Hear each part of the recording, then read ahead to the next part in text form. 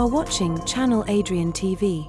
Yo, YouTube, Rumble, Facebook, X, wherever you're watching this, welcome to another sneaker review for the Air Jordan 9 Flint Gray. Now, before we dive into the shoe, y'all know I like to discuss the shoes or boots on the table because a lot of times it deals with the shoe I'm actually reviewing or a shoe I last reviewed. And the shoe I last reviewed was the Air Jordan 10 Shadows. I'll make sure to leave the link in the description for y'all. But you may notice I have these Doc Martens on the table.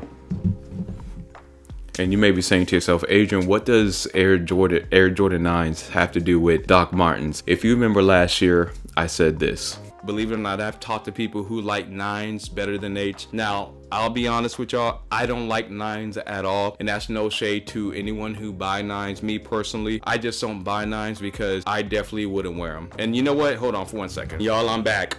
The reason I won't wear 9s casually, because we all know 9s are kind of like casually as seen as like a boot, like the Jordan boot. Me personally, I know they're dirty and they need to be cleaned. I much rather wear Doc Martens if I'm gonna rock boots. Just to show y'all, I do rock more than J's. But if it's winter time and boots, if I need to wear boots, I'll definitely rock some Doc Martens instead of some 9s. No offense if you rock 9s though. So I said last year I don't wear 9s, and to be honest with you, I really don't. But there are some times to where I don't want to wear Doc Martens all the time. And I did say the 9s resemble a boot to me. So this is why I purchased the 9s. And then with the weather storms going around, hopefully y'all are safe. I think this morning it was 27 degrees. So the reason I purchased this shoe, not only for content, I was like, it's winter. Sometimes I don't feel like Doc Martens. Why not get another pair of boots or Air Jordan 9s? Now, this is my second pair of Air Jordan 9s I've ever had. The last Air Jordan 9s I did have in my collection was part of that countdown pack. So let me rephrase it now. I do like some 9s. Now, am I a big 9 fan? No. Am I gonna wear the 9s in the summertime and spring? Probably not. But during the winter time, I like to bring out 8s, my Doc Martens, and of course the Air Jordan 9s. Now, my favorite colorways would be these Flint Grays, the charcoal black ones, and also the Space Jam 9s, what are dropping later on this year. But before we get into the shoes, let's go into the box. All right, y'all, let's go over the box. It's going to be an all gray box. I guess this will be Flint Gray. The Jumpman is in blue. You see the Air Jordan in white, and the tag does say Air Jordan 9, white, French blue, Flint Gray. And when you open it, yo, on the top of the box, you will get a lot number. You will get the 25 AC stamp.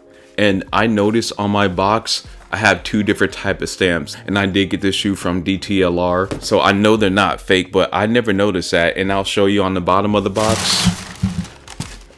You have 25 BC stamp in the corner. And on the other corner, you'll get the green sticker. Then you also get the white trash paper, and I have no idea what that means. Maybe one of you out there could let me know when it has two different stamps, because you saw the stamps at the top of the box and the bottom of the box were different. I don't know if the two boxes got swapped with the top or bottom, but I'm curious to know, does that mean those boxes came from different factories? If you know, please let me know in the comments section. Now we have the shoe, and I'm not gonna lie, y'all, holding this shoe and seeing it in person, it's a beautiful shoe. Now, I know what I said in the past. I take that back. I could be honest and man enough to admit when I was wrong. This is still a nice shoe. Now, for basketball, would I be able to play basketball in these and hoop in them? No. But like I said, using it as a boot or for winter, I could get a lot of wear out of these. And I know a lot of people have been talking about the quality control with the glue stains, but if I'm going to use them as boots, as you can see with my Doc Martens, they're going to get dirty anyway. Now let's start off going into the shoe. Now on the shoe, you do have tumbled leather with nubuck all around the bottom of the midsole. Then when you get to the bottom of the shoe, which is my favorite part of the shoe, you'll see 10 different languages, and I'll put on the screen what they mean. Then right beside the languages, you do see a mini image of a globe, which was supposed to represent MJ going global. And then beneath that, you see the katakana and the kanji in 1994 with the star. And then on the bottom, you do see the Jumpman logo with 23 engraved in the background of the bottom of the sole. This shoe came out when Michael Jordan was first retired, and if I'm not mistaken, he played in an all black pair, not the charcoal ones, which I would say are my favorite pair of 9s. I think it was like an all black and white pair. If I could find the picture, I'll definitely put it up on the screen. At the tongue of the shoe, it's nice spongy mesh on the sides, and the spongy mesh on the tongue really makes this shoe comfortable. It really doesn't eat up your shins or eat up the front of your foot when you wear these, and that's one thing with wearing them. I forgot how comfortable 9s are. In my personal opinion, even though the 9s are my least favorite probably out of all the Jordans, these are the most comfortable pair of Jordans just to wear around, in my personal opinion, because y'all gotta remember I'm a flat footer, so these feel comfortable. When I was wearing them and you see me walking around on them in the B-rolls, literally forgot how comfortable they were. But to continue with the shoe, you got spongy mesh on the tongue, you go to the very top of the shoe and you do see Air Jordan in that French blue. On the eyelids, you do have a nice hints of blue with the nylon lace loops, because this does have the same speed lace lock system that you do see in these 9s, the 10s, and how I brought up the Nike Air Max 2 CB94s. They all have that same type of speed lace lock system, which makes it easy for a secure fit. Now with the booty inside the shoe, to me personally, since this shoe is wide at the base,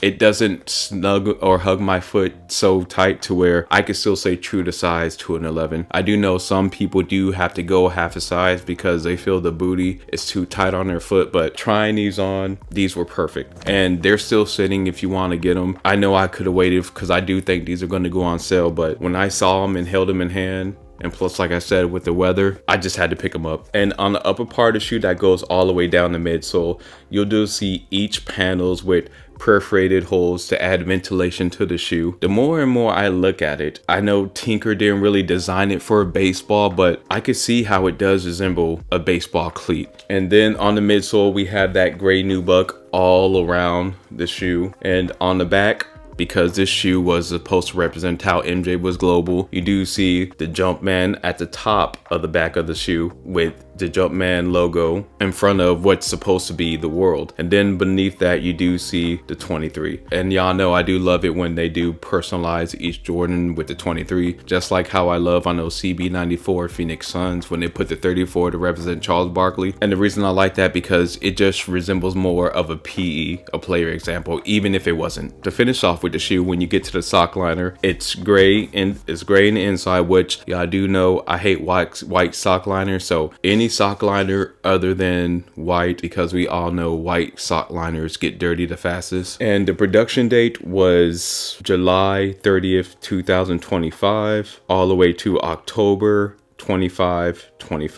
And with the insole, it will be flint gray with the French blue Jumpman. I'll make sure to give y'all close-ups on that as well.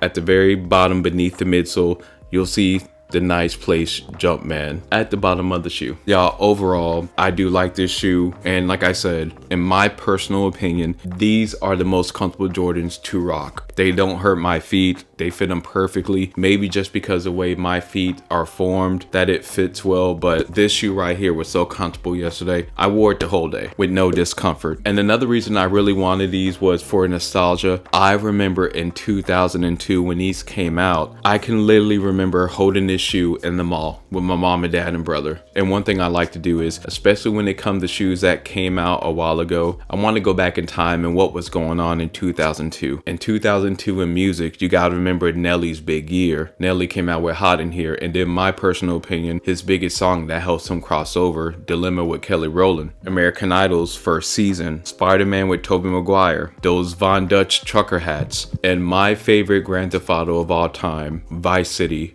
dropped that year in 2002. And y'all, there you have it, the Air Jordan 9 Flint Gray. I just want to say I appreciate all the support. Remember to like, comment, and subscribe. If you want sneaker reviews, morning motivation, police body cams, reaction videos, workout motivation, anything you could think of, subscribe to Channel Adrian TV, and I will see y'all in the next video.